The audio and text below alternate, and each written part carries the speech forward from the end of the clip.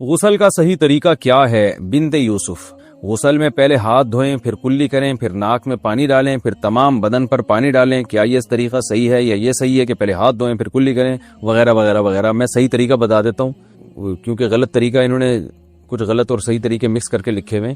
تو صحیح طریقہ یہ ہے کہ سب سے پہلے آپ اپنے ہاتھ دھوئیں، اس کے بعد جہاں گندگی یا نجاست لگی ہے وہ گندگی اور نجاست اچھی طرح دھوئیں اور استنجا کریں. اس کے بعد آپ مکمل وضو کریں جیسے ہم پراپر وضو کرتے ہیں، اور پھر اس کے بعد آپ پورے جسم پہ پانی ڈالیں. یہ طریقہ ہے وضو کا، غسل کا. لیکن اگر آپ نے یہ طریقہ اختیار نہیں کیا اور ویسے ہی پورے جسم پہ پانی ڈال کے بہا دیا تو بھی غسل ہو جائے گا اور وضو بھی خود بخود ہو جائے گا اس میں. لیکن سنت طریقہ وہی ہے جو میں نے آپ کو بتایا. دوران غسل کانوں کے چھید میں پانی پہنچانا. بلقیس بانو انڈیا سے پوچھتی ہیں، عورتیں کانوں میں بالیاں پہننے کے لیے جو کان چھدواتی ہیں، اگر اس سوراخ میں پانی نہ جائے تو کافی مشکل ہوتی ہے، جو کہ کافی مشکل ہوتا ہے یعنی پانی پہنچانا، تو کیا غسل ہو جائے گا یا نہیں؟ غسل نہیں ہوگا، اس سوراخ میں پانی پہنچانا ضروری ہے. نیل پالش لگا کر وضو کرنے کا حکم. اگر عورتوں نے میک اپ کیا ہوا ہو پھر ان کے ناخن پر نیل پالش لگی ہوئی ہو تو کیا اس حالت میں وضو کر سکتے ہیں یا ان سب کو ہٹا کر وضو کرنا ہوگا؟ زوجہ عبدالباسط سکھر سے.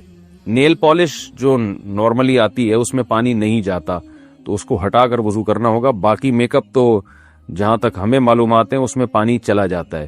لیکن اگر کوئی ایسا میک اپ ہے جس کی باقاعدہ تہ جم رہی ہے اور اس پہ پانی نہیں جا رہا، اور اس کا طریقہ میں بتاتے رہتا ہوں کہ کاغذ پہ اس کو لگائیں اور دیکھیں اس کے اندر پانی کا ٹپکا گرا کے پانی اس میں جذب ہوتا ہے کہ نہیں ہوتا. اگر ہو رہا ہے تو اس کا مطلب وضو ہو جائے گا، نہیں ہو رہا تو اس کا مطلب کہ چہرے پر بھی جب یہ میک اپ لگا ہوگا تو پانی اس میں نہیں جا رہا.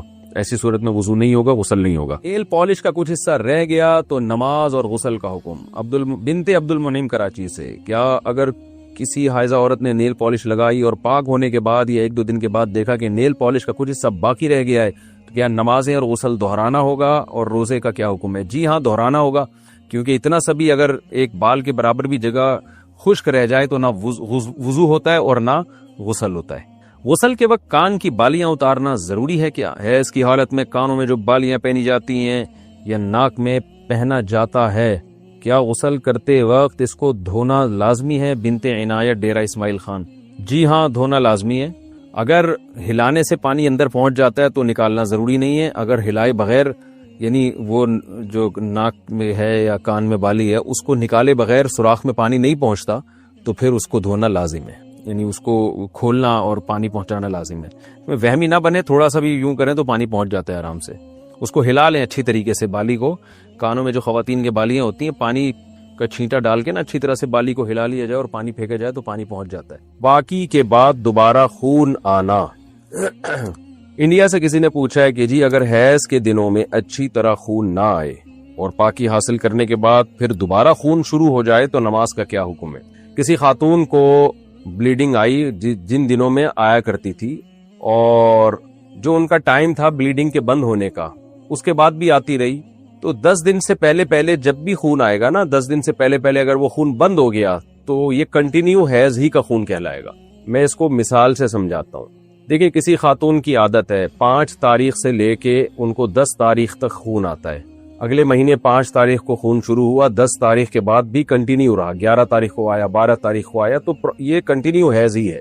اب اگر 15 تاریخ سے پہلے بند ہو گیا تو اس کا مطلب 10 دن سے پہلے بند ہو گیا، تو جتنے دن میں بند ہوا وہ سارے دن حیض ہی کے کہلائیں گے. 7 دن میں بند ہوا تو 7 دن حیض کے. اگلے مہینے یہ سمجھا جائے گا بھئی اس خاتون کی عادت چینج ہو گئی، اب 7 دن حیض کے ہو گئے. لیکن خوب سمجھ لیں، اگر کسی خاتون کی عادت تھی 5 تاریخ سے لے کے 10 تاریخ تک حیض آنے کی، اب اس مہینے کیا ہوا کہ 5 تاریخ سے لے کے 10 تاریخ تک، پھر 11 کو بھی، 12 کو بھی، 13 کو بھی، 14 کو بھی، 15 کو بھی، اب 10 دن ہو گئے. 10 دن کے بعد 16 کو بھی خون آیا ہے. اس کا مطلب 10 دن سے زیادہ آ گیا. تو 10 دن سے زیادہ کبھی بھی حیض نہیں ہوتا. تو یہ اس کی علامت ہوگی کہ یہ جو ان کی عادت تھی نا 5 دن خون آنے کی، وہ تو خون کے دن کہلائیں گے. 5 دن سے زیادہ جو خون آیا ہے وہ خون استحاضہ کا کہلائے گا. لہذا اس میں جو نمازیں انہوں نے چھوڑی ہیں ان کی قضا ان پر لازم ہوگی. جیسے 5 تاریخ کو خون آیا، 10 تاریخ کو بند ہونا تھا. عادت ان کی یہی تھی کہ 10 تاریخ کو بند ہو جاتا تھا، اس دفعہ نہیں ہوا. تو اگر 10 دن تک کنٹینیو خون آتا رہا، یعنی 15 تاریخ تک خون آتا رہا اور 15 تاریخ سے تجاوز کر گیا، تو پھر یہ سمجھا جائے گا کہ یہ سارا اضافی خون یہ استحاضے کا ہے، یہ حیض کا نہیں ہے، لہذا ان 5 دنوں میں جو اضافی نمازیں چھوڑی ہیں انہوں نے، وہ نمازیں ان کو لوٹانی پڑیں گی، قضا کرنی پڑے گی۔ اور اگر 15 تاریخ سے پہلے بند ہو گیا تو اس کا مطلب کنٹینیو 10 دن سے زیادہ نہیں آیا، 10 دن سے پہلے بند ہو گیا تو وہ سارے حیضی کا خون کہلائے گا۔ تسہیل بہشتی زیور کتاب خواتین کو چاہیے گھر میں رکھیں حیض و نفاس کے مسائل سمجھنے کے لیے۔ حیض و نفاس کے مسائل ایک دفعہ اچھی طرح سے سمجھ لیں تو بہت اس میں خواتین کو مہارت ہو جاتی ہے۔ تو بہشتی زیور میں بڑے آسان انداز سے لکھے ہوئے ہیں حیض و نفاس کے مسائل۔ آج کل شرعی مسائل کی طرف لڑکیوں کی توجہ ہی نہیں ہے، ڈاکٹر بن رہی ہیں، انجینئر بن رہی ہیں، طہارت کے احکام اسلام تو آپ کو طہارت کے احکام بھی بتاتا ہے نا، تو آپ کو میڈیکل کالج میں تھوڑی بتائی جائیں گی یہ حیض و نفاس کے شرعی احکام کیا ہیں۔ تو یہ تو میڈیکل سائنس کا ٹاپک ہی نہیں ہے، نہ یہ آپ کو فزکس کیمسٹری میں یہ چیزیں سکھائی جائیں گی، یہ چیز شرعی احکام ہے۔ نماز کا طریقہ کیا ہے، غسل کا طریقہ کیا ہے، یہ ڈاکٹر تھوڑی بتائیں گے آپ کو۔ ڈاکٹر کی نظر میں تو ڈیٹول سے نہا لو، پانی سے نہا لو، ایک ہی بات ہے، دونوں میں جراثیم مر جاتے ہیں، لیکن اسلام یہ کہتا ہے آپ کو پانی سے نہانا پڑے گا، غسل پانی سے کرنا پڑے گا آپ کو۔ تو اس لیے حیض و نفاس کے مسائل خواتین سیکھیں، دینی تعلیم اتنی حاصل کرنا فرض ہے جس کا آپ کے روزمرہ کے شرعی مسائل سے تعلق ہے۔ طلب العلم فریضۃ علی کل مسلم و مسلمہ، نبی نے فرمایا کہ ہر مسلمان مرد اور عورت پر علم کا سیکھنا فرض ہے۔ تو اس کی تفسیر میں تشریح میں علماء کہتے ہیں آپ کو جن مسائل کی روزمرہ ضرورت پیش آتی ہے چاہے مرد ہو یا عورت، تو وہ علم آپ پر سیکھنا فرض ہے۔ تو حیض و نفاس تو خواتین کو واسطہ پڑتا ہے اس سے، تو لہذا ان پر لازم ہے کہ وہ یہ مسائل سیکھیں اور بہشتی زیور رکھ لیں۔ تسہیل بہشتی زیور، جامع ترشید نے بہشتی زیور کو آسان کر کے چھاپا ہے، وہ کتاب رکھ لیں، پھر کوئی بات سمجھ میں نہ آئے تو پھر علماء سے رجوع کریں۔ لیکیوریا میں ہر بار کپڑا پاک کرنا ہوگا۔ میں نے لیکیوریا کے بارے میں آپ کی ویڈیو دیکھی تھی جس میں آپ نے بتایا تھا کہ ہر نماز سے پہلے پاکی حاصل کرنی چاہیے، تو اگر شلوار پر ناپاکی لگ گئی ہے تو کیا ہر دفعہ نماز سے پہلے اسے بدلنا یا دھونا ضروری ہوگا یا کیا حکم ہوگا؟ مریم صاحبہ کراچی سے۔ دیکھیں لیکیوریا میں اگر اتنی تھوڑی سی 1-2 قطرے شلوار پہ لگے ہیں، 1-2 قطرے، تو وہ تو اس کو تو دھونا ضروری نہیں ہے۔ کم سے کم 1 درہم کے بقدر، یعنی ہتھیلی کی جو گہرائی ہے نا، اس کے بقدر اگر نجاست پھیل گئی ہے تو پھر اس کو دھونا لازم ہے۔ تو اندازے سے شلوار کو یا کوئی بھی جو بھی چیز پہنی ہوئی ہے اس کو اندازے سے آپ کا غالب گمان لگائیں کہ یار کہاں گندگی لگی ہوگی، تو وہ پلو پکڑ کے نلکے کے نیچے اتنا دھو کے رگڑ دیا جائے، تو بس پھر وہم نہ کیا جائے۔ یعنی یہ ضروری نہیں ہے، اگر جیسے شلوار پہ نجاست لگی، جب آپ نے دھونے کے لیے گئے اس کو واش روم میں تو پتہ نہیں چل رہا کہاں لگی ہے، تو اندازے سے بھی دھو لیں گے کپڑا پاک ہو جائے گا۔ اسپیسیفک وہ جگہ ضروری نہیں ہے اگر آپ کو یاد نہیں ہے وہ، تو ایک غالب گمان، ایک اندازہ لگائیں کہ یہاں شلوار میں ناپاکی لگی ہوگی، اس کے بعد اس کو آپ نے تھوڑا سا پانی سے ایسے کر کے نلکا پہ پانی بہایا اور تھوڑا رگڑ کے نچوڑ دیا، تو بہانے سے پانی جو ہے وہ پاک ہو جاتا ہے۔ جمشید پور، جھارکھنڈ، انڈیا، پوچھتے ہیں جی زید مسجد میں نماز پڑھنے گیا، وہاں دیکھتا ہے کہ مقتدیوں کی تعداد کم ہے، امام صاحب اور ایک مقتدی ایک ہی صف میں دونوں نماز پڑھ رہے ہیں، تو زید نے امام صاحب کو آگے بڑھانا چاہا تو امام صاحب اپنی جگہ پر کھڑے رہے، تو لاسٹ میں مقتدی کو پیچھے کیا گیا۔ اس میں بہتر طریقہ کیا ہے؟ شریعت کیا بتاتی ہے اس کے بارے میں ذرا بتائیے۔ دیکھیں 2 آدمی نماز پڑھ رہے ہو نا، ایک امام ہو اور ایک مقتدی، تو مقتدی امام کے ساتھ ہوتا ہے دائیں طرف، رائٹ سائڈ پہ۔ ایسی صورت میں جب نیا شخص آئے نا تو اسے چاہیے کہ مقتدی کو گھسیٹ کے پیچھے اپنے پیچھے لے جائے۔ اصل مسئلہ تو یہی ہے، مقتدی کو گھسیٹ لے، لیکن بعض دفعہ یہ ہوتا ہے کہ پیچھے گھسیٹنے کی جگہ ہی نہیں ہوتی مقتدی کے لیے، یا اس میں جہالت ہوتی ہے، مسئلہ معلوم نہیں ہوتا، آپ مقتدی کو گھسیٹ رہے ہوتے ہیں، وہ بالکل بت بن کے کھڑا ہو جاتا ہے، یا بعض دفعہ نیا آنے والا مقتدی کو پیچھے لے کے جاتا ہی نہیں ہے، اس کو مسئلہ معلوم نہیں ہوتا، وہ اسی مقتدی کے ساتھ کھڑا ہو جاتا ہے۔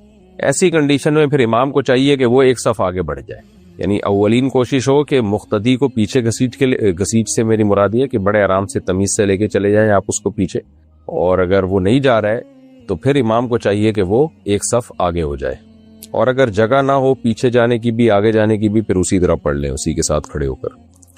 سفیان صاحب قازقستان سے پوچھتے ہیں پچھلے سال میری پھوپھی کا انتقال ہو گیا، ان کے نام سے کچھ جائیدادیں ہیں، ان کی کوئی اولاد نہیں تھی، برائے مہربانی جائیداد کے حصے کے بارے میں ہماری رہنمائی کریں۔ پھوپھی کا انتقال ہو گیا، ان کے نام جائیدادیں ہیں، ان کی کوئی اولاد بھی نہیں ہے۔ اچھا جی، مرحوم کے بھائی کی طرف سے 2 بھتیجے اور 1 بھتیجی ہے۔ اچھا جی، بہن کی طرف سے 1 بھتیجا اور 1 بھتیجی ہے۔ بھائی پہلے ہی فوت ہو چکے ہیں، بہن زندہ ہے الحمدللہ۔ دیکھیں مرحوم کے بھائی کی طرف سے 2 بھتیجے اور 1 بھتیجی ہے، اچھا بہن کی، اور بھائی پہلے ہی فوت ہو گئے ہیں تو بھائی کی وراثت تو گئی۔ تو اب پہلے یہ دیکھا جائے گا پھوپھی کے والدین میں سے کوئی زندہ ہے یا نہیں ہے۔ اگر وہ بھی انتقال ہو گیا تو پھر پھوپھی کے اولاد بھی نہیں ہے آپ نے بتایا، تو شوہر ہے یا نہیں ہے یہ بھی ڈیٹیل نہیں بتائی۔ اگر شوہر بھی نہیں ہے، والدین بھی نہیں ہے، دادا دادی نانا نانی بھی نہیں ہے اور اولاد بھی نہیں ہے، تو پھر وراثت بھائی بہنوں میں جاتی ہے۔ بھائی نہ ہو تو بھائی کا چونکہ زندگی میں انتقال ہو گیا تو وہ بھی وراثت سے محروم ہو گئے، تو پھر چچا کی طرف جاتی ہے، وہ بھی نہیں ہے، تو پھر اب یہی ہے کہ بھائی کے بیٹوں کو ملے گا خالی، اس میں بیٹیوں کا، بھائی کے بیٹیوں کا حصہ اس میں نہیں ہوتا، بھتیجوں کی طرف چلی جائے گی وراثت۔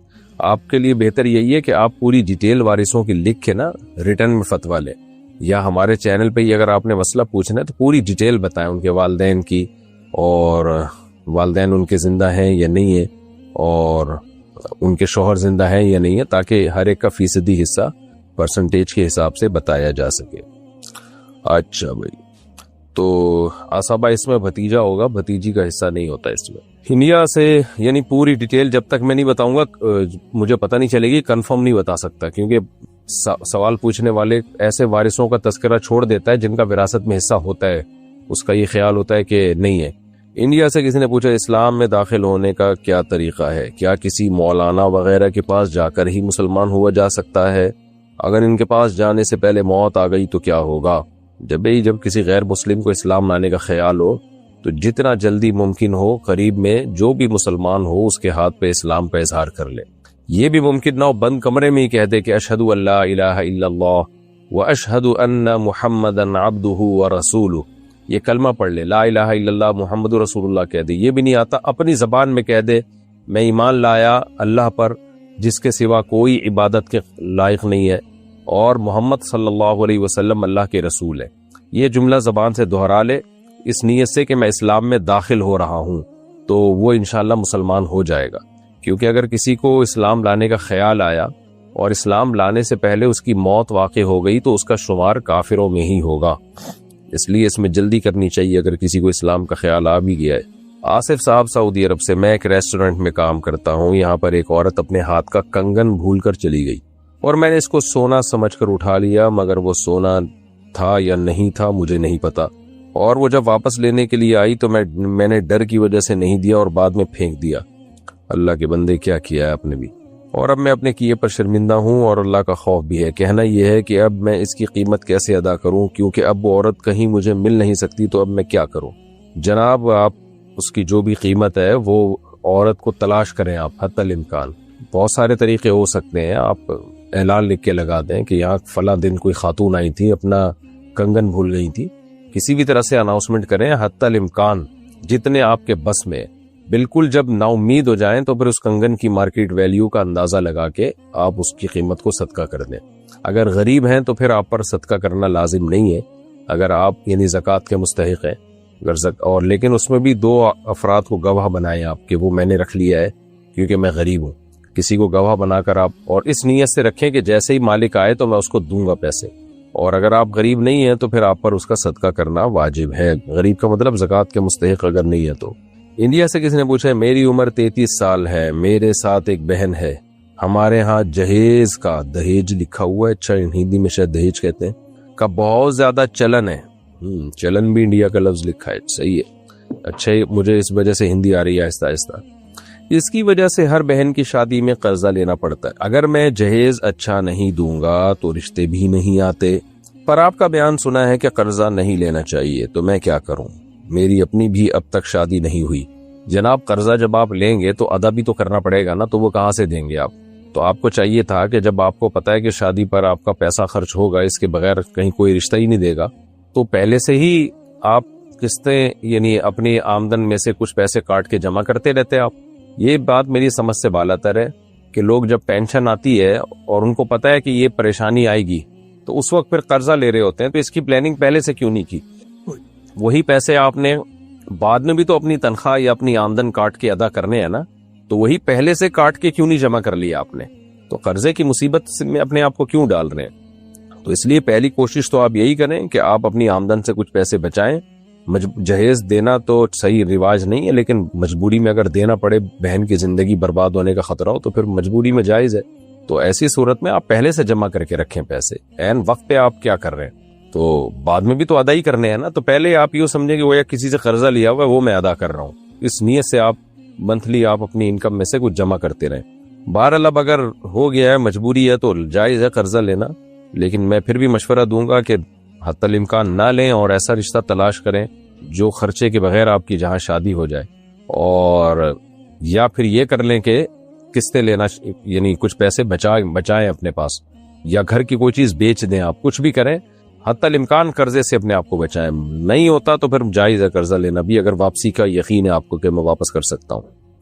سوال پوچھا ہے جی کسی نے، ٹی شرٹ پہن کر نماز پڑھنا کیسا ہے؟ اگر مکروہ ہے تو اس پر سوال ہے کہ بہت سے صحابہ ایک چادر میں نماز پڑھا کرتے تھے، جبکہ اس کو کوئی مکروہ نہیں کہتا، باحوالہ جواب مطلوب ہے۔ اچھا بھائی، دیکھیں نبی صلی اللہ علیہ وسلم کے دور میں، یہ جابر بن عبداللہ رضی اللہ تعالیٰ عنہ کی صحیح حدیث ہے کہ وہ ایک چادر میں نماز پڑھ رہے تھے، تو کسی نے ان پہ اعتراض کیا تو آپ نے فرمایا کیا نبی صلی اللہ علیہ وسلم کے دور میں ہم میں سے ہر شخص کے لیے لباس دستیاب تھا، کیا دو کپڑے دستیاب تھے؟ تو اس سے معلوم ہوتا ہے کہ نبی صلی اللہ علیہ وسلم کے دور میں تو لباس ہی لوگوں کے پاس کم ہوا کرتا تھا نا، یعنی ایک چادر ہوتی تھی، یا بہت بمشکل کبھی دو چادریں ہو جاتی تھی، تو غربت کا دور تھا، تو اس لیے وہاں پر یہ پابندیاں لگانا کہ دو چادریں ہوں گی، اوپر کا کرتا ہوگا، نیچے کے شلوار ہوگا، یہ بہت بڑی مشکل تھی۔ تو اس دور میں وہ پراپر ڈریس ہی سمجھا جاتا تھا۔ تو اصل میں قرآن مجید میں اللہ کا کیا حکم ہے؟ خذوا زینتکم عند کل مسجد، ہر نماز کے وقت زینت اختیار کرو۔ تو زینت کا تعلق عرف سے ہے، اس کا تعلق قرآن و سنت سے نہیں ہے۔ زینت، قرآن نے تو یہ کہا کہ زینت اختیار کرو، اب زینت کسے کہتے ہیں؟ اس کا تعلق عرف سے ہے۔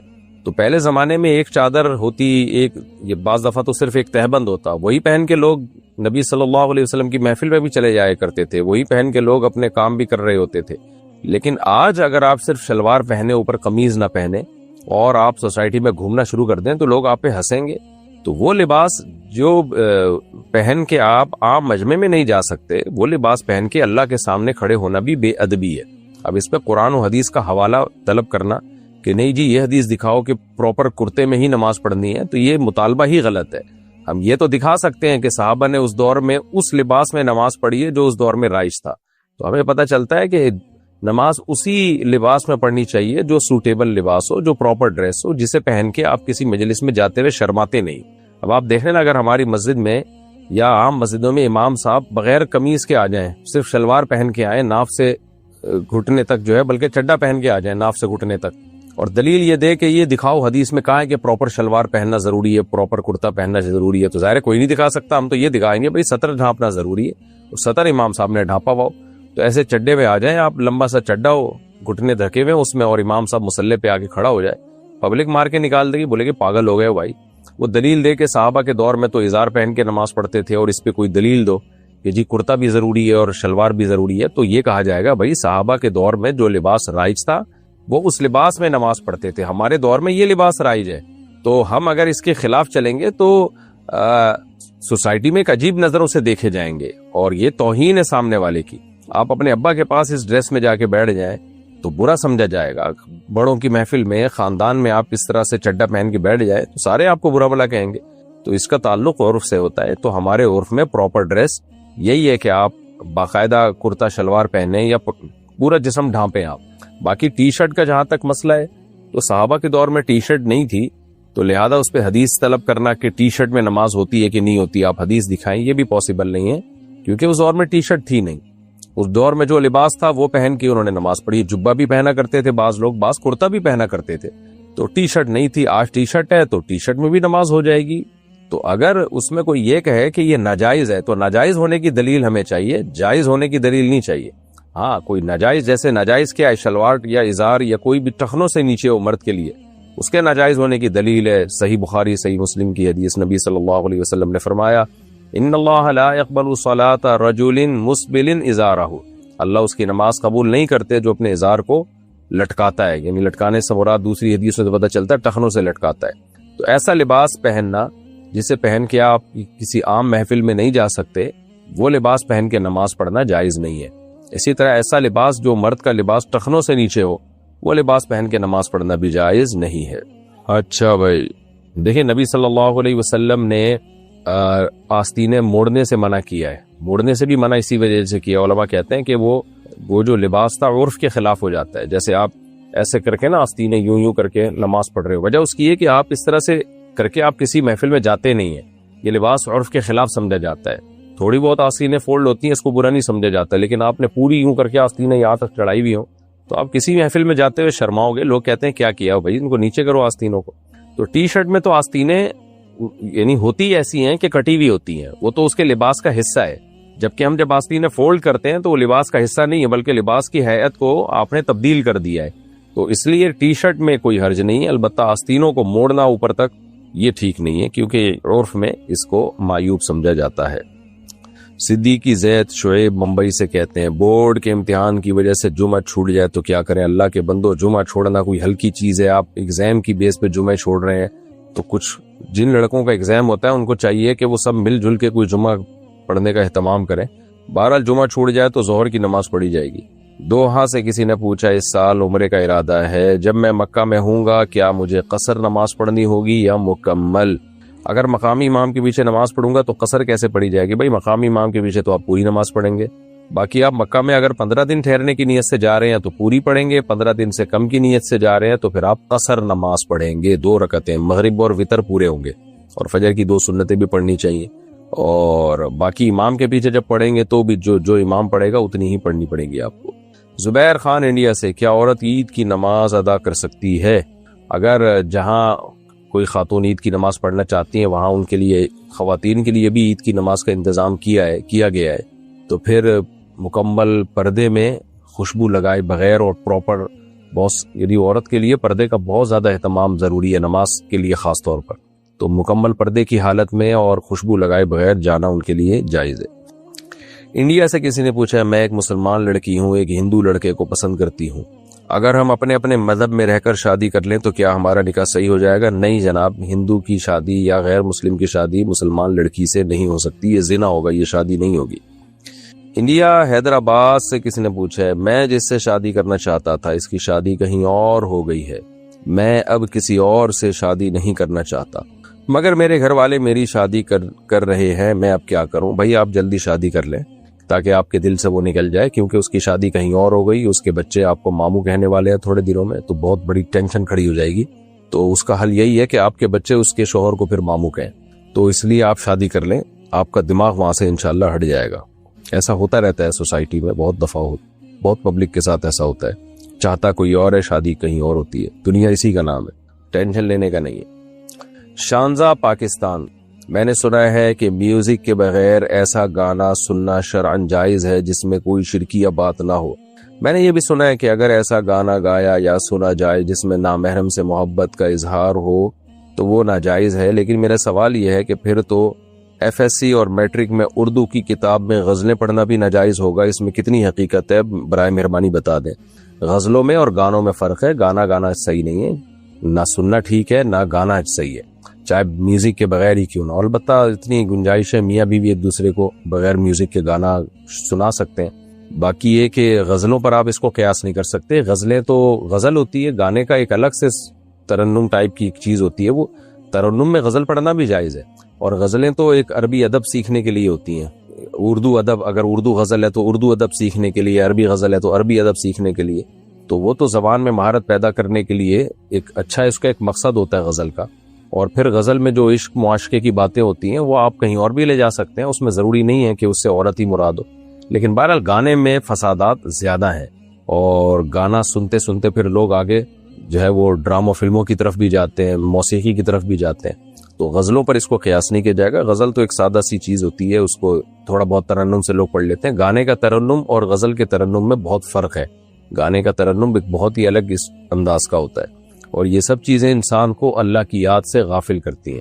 قرآن مجید میں سورہ لقمان میں ہے وَمِنَ النَّاسِ مَن يَشْتَرِي لَهْوَ الْحَدِيثِ لِيُضِلَّ عَن سَبِيلِ اللَّهِ بِغَيْرِ عِلْمٍ وَيَتَّخِذَهَا هُزُوًا، تو اللہ تعالیٰ کا ارشاد ہے کہ لوگوں میں بہت سے ایسے ہیں جو لوگوں کو قرآن سے غافل کرنے کے لیے لہو الحدیث خریدتے ہیں، تو یہاں لہو الحدیث سے مراد گانے بجانے ہیں، تو وہ گانے بجانوں میں پڑھتے ہیں اور پھر لوگ اللہ سے غافل ہوتے ہیں. تو یہ گانے بجانے کی میں ایک ماہیت اس کی ایسی ہے کہ آپ کو قرآن سے، ذکر سے اور دین سے یہ غافل کرنے والی چیز ہے، اس لیے اس سے اوائڈ کریں. نیپال سے کسی نے پوچھا ہے جی میری عمر 26 سال ہے، میں نے طوائف کے طوائف کے ساتھ منہ کالا کیا ہے، اب مجھے بہت ندامت ہے، مجھے خود سے گھن آتی ہے، خود سے نظر نہیں ملا پا رہا ہوں، اللہ سے معافی مانگنا چاہتا ہوں. میری شادی ہونے والی ہے، میری ہونے والی بیوی بہت نیک ہے، میں اس کے ساتھ دھوکہ نہیں کرنا چاہتا، دل کرتا ہے سب کچھ بتا دوں اپنے ماضی کے بارے میں. کیا میرے جیسے انسان کو اس نیک لڑکی سے شادی کرنی چاہیے یا سب کچھ اس کو بتا دینا چاہیے؟ میں ایسا کیا کروں کہ اللہ میری غلطی کو معاف کر دے، رہنمائی فرمائیں. بھائی آپ بس توبہ استغفار کریں، 2 رکعت پڑھ کے اللہ سے بہت زیادہ معافی مانگیں رو رو کے، اور کچھ رقم اللہ کے غضب کو ٹھنڈا کرنے کے لیے صدقہ بھی کر دیں، اور اس کے بعد بھول جائیں اس گناہ کو. اپنی بیوی سے قطعاً اس کا تذکرہ نہ کریں، اور پکی توبہ اگر آپ نے کر لیا تو آپ بھی پھر نیک ہی ہیں، آپ کی بیوی جیسے نیک ہے تو آپ بھی نیک ہے. اس کو ہرگز نہ بتائیں، کیونکہ ایک گناہ کے بعد ایک اور گناہ ہو جائے گا اگر آپ نے اس کو بھی بتا دیا. تو سوسائٹی میں اپنے گناہ کا اظہار نہیں کرنا چاہیے، اللہ سے گڑگڑا کے معافی مانگے. اور آپ خوش قسمت ہیں، ورنہ جو لوگ منہ کالے کرتے ہیں وہ پھر سفید ان سے ہوتا نہیں ہے دوبارہ منہ. توبہ کرتے بھی ہیں تو توڑ دیتے ہیں وہ. اس زنا جو ہے نا، زنا کا سب سے بڑا عذاب یہ ہے کہ توبہ کی توفیق چھن جاتی ہے اکثر لوگوں سے، اور کر بھی لیں تو توڑتے ہیں، پھر وہ پھر کرتے ہی رہتے ہیں، پھر توبہ کرنا بھی چھوڑ دیتے ہیں. یہ ایسا گندا غلیظ ایک جو ہے نا گھناؤنا جرم ہے کہ جو انسان کو اس کے دلدل میں پھنستا چلا جاتا ہے پھر. تو اس لیے بس اب آپ نے توبہ کر لی، بھول جائیں ہمیشہ کے لیے، اس کو دماغ سے نکال دیں، سوچیں بھی نہیں اب اس کے بارے میں. اور اپنی گھر والی کو جو ہونے والی ہے اس کو بتائیں نہیں کہ میں یہ منہ کالے کر کے آیا ہوں، بس چھوڑ دیں، بھول جائیں. اللہ معاف کرنے والا ہے. جتنے گڑ گڑا کے بس ایک دفعہ توبہ کر لیں، پھر دوبارہ بھول جائیں، اس کا تذکرہ زبان سے بھی نہ کریں کبھی، نہ دل میں سوچیں. ریحان خان: ہندو لوگ مسلمانوں پر ظلم کرتے ہیں، ہندو لوگ مسلمان سے زبردستی جے شری رام بلوانے لگتے ہیں، کیا مسلمان بھی ہندوؤں کو مار کر اللہ اکبر بلوا سکتے ہیں؟ نہیں بھائی، کسی کو مار کے اللہ نکلوانا جائز نہیں ہے. وہ اگر غلط کر رہے ہیں تو یہ تھوڑی کہ مسلمان بھی غلط کرنا شروع کر دیں، یہ ٹھیک عمل نہیں ہے. انڈیا سے کسی نے پوچھا پاکستانی پنسورا پڑھنا کیسا ہے؟ ہندوستانی جائز ہے، پاکستانی کا مجھے پتہ نہیں. بھائی کیا ہندوستانی پاکستانی؟ پنسورا تو یہ میں نے مذاق میں کہا ہے کہ پنسورا تو پنسورا ہے. تو قرآن پڑھا کریں، سیدھا سیدھا الف لام میم سے لے کے سورہ ناس تک 1 مہینے میں ختم کریں یا 2 مہینے میں ختم کریں. پتہ نہیں پنسورے لوگوں نے کیوں متعین کر لیے. جائز یہ بھی ہے لیکن اس کی کوئی دلیل ہمارے علم میں نہیں ہے. پاکستان سے کسی نے پوچھا ہے جی باریک کپڑے پہننے والی عورتوں کے بارے میں وعید آئی ہے، کیا یہ وعید میک اپ کر کے نامحرموں کے سامنے والی خواتین کے بارے میں بھی ہے؟ بالکل ظاہر ہے وہی وعید ہے.